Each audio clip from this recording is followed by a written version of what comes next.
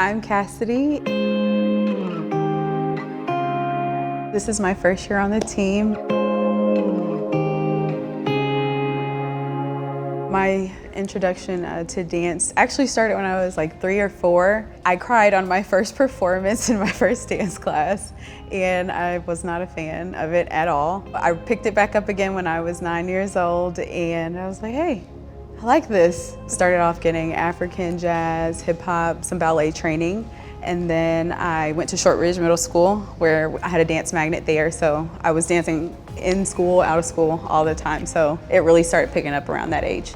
Got to college and realized I wanted to do something more. So I saw the Gold Duster dance team had tryouts, and I tried out, made the team. And that was such an eye-opening experience.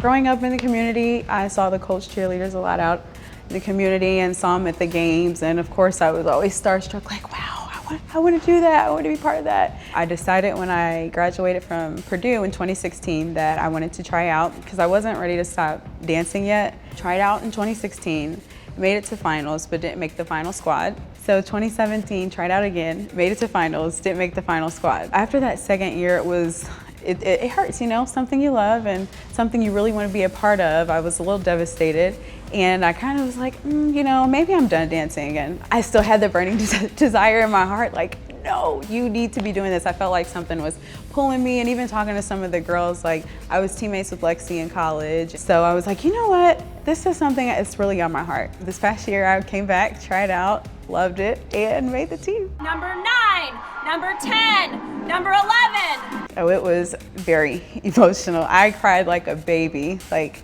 tears of joy. Just, I knew going into this year, like I had a feeling like this is where I'm supposed to be. I'm sure they really like, you know, not they had like a corner. I think it's really important that what we do outside of cheer is put out there, because there's such a stereotype on professional dancers and cheerleaders in the NFL and the NBA, NHL, whatever the league may be. That, you know, it's like, oh, you dance all the time. Like that's literally all you do. Like you just dance. And it's like, no, like we have careers. Like I like science, Rose likes engineering. We've got people who are nurses and instructors, you know, teachers. There's just so many things. And I think it's important to show that you can have your heart, you know, in multiple places. It doesn't just have to be one thing. You can give your energy to multiple things, you know, and still be able to give it your all. I knew ever since I was a kid, like literally 2 years old, there's a video of me kissing a goat in the mouth at the zoo. And my mom's like, no, don't let her do that. Talking to my dad, and he's like, no, she loves him, let her go kiss the goat. So ever since that age, I knew I wanted to work with animals somehow. And as I got older and I got into college, I learned about the other options that there are in the animal science field. I had an internship at the Indianapolis Zoo, loved it there, had a great experience. And I also had the opportunity in high school to be an intern in a lab and see the lab animal science side of things. And that was something completely different. It sparked my interest because I do love science. I'm very intrigued by science and I love animals. So what better way than to do it with a career that does both?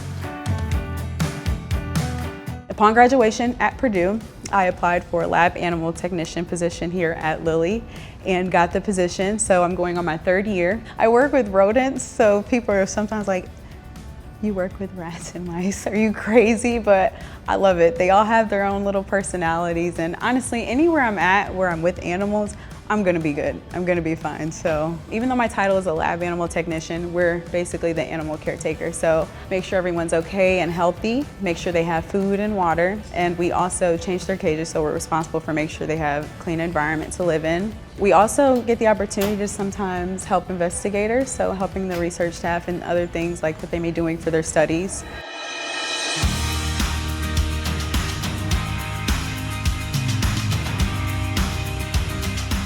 I feel like a lot of times, like we make dreams for ourselves and, you know, sometimes doubt ourselves because we're scared of failure. I'm afraid of failure personally, and that was one thing that held me back. But, you know, sometimes you just have to follow your heart and follow your desires and do whatever it is to make sure you fulfill those. So that's definitely something I've learned, that if there's something I want in life, no matter how hard the journey may be or how disappointing things may be at times. If it's what you want and it's what you feel, where you feel like you need to be, then you need to go for it at all costs.